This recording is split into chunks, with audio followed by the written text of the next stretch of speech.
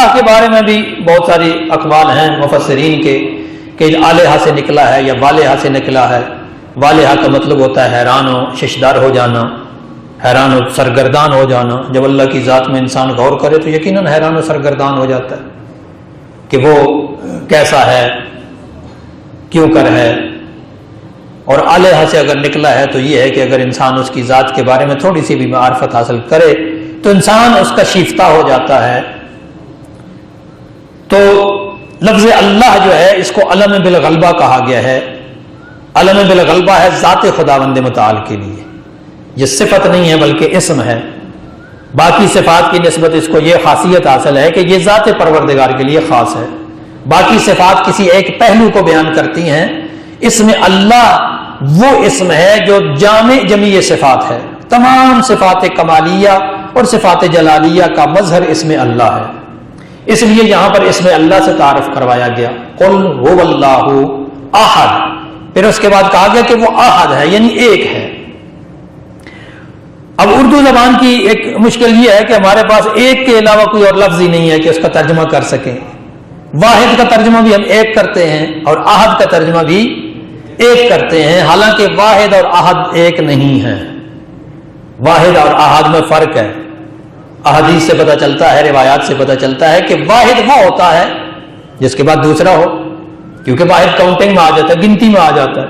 1 2 3 4 5 بہت سارے آ سکتے ہیں.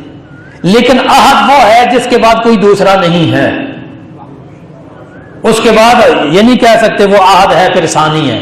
واحد کے بعد آ سکتا ہے واحد، اثنان، ثلاثہ، اربع، خمسہ، ستہ، سبع، ثمانیہ، تسعہ، 9 تک آپ گن سکتے ہیں کیونکہ 9 سب سے بڑا عدد ہے ریاضی کے اندر.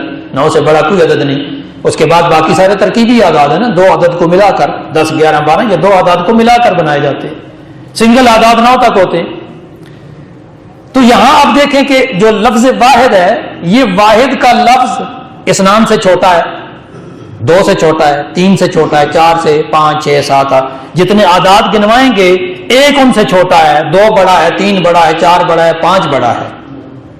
تو واحد چھوٹا ہے لیکن احد ایسا عدد ہے جس سے بڑا کوئی اور نہیں ہے.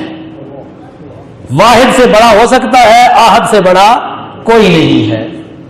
کہ احد ایسا ہے کہ جس کو علامہ طباطبائی نے تفسیر المیزان میں لکھا ہے کہ عربی زبان میں لفظ احد جو ہے وہ صرف نیگیٹو سینٹنسز کے اندر استعمال ہوا ہے، منفی جملوں میں استعمال ہوا ہے. مثبت جملوں میں، پازیٹو جملے میں صرف اللہ کے لیے استعمال ہوا ہے. اللہ کی ذات کے علاوہ پازیٹو جملے میں کسی کو احد نہیں کہا گیا. منفی میں آ جاتا ہے ما جاءنی احد، کوئی نہیں آیا میرے پاس.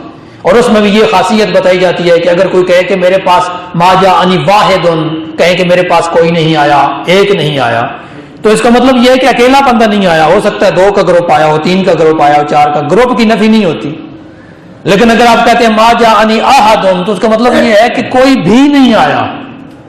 یہ اس کا مطلب ہے احد کے معنی میں زیادہ وسعت پائی جاتی ہے.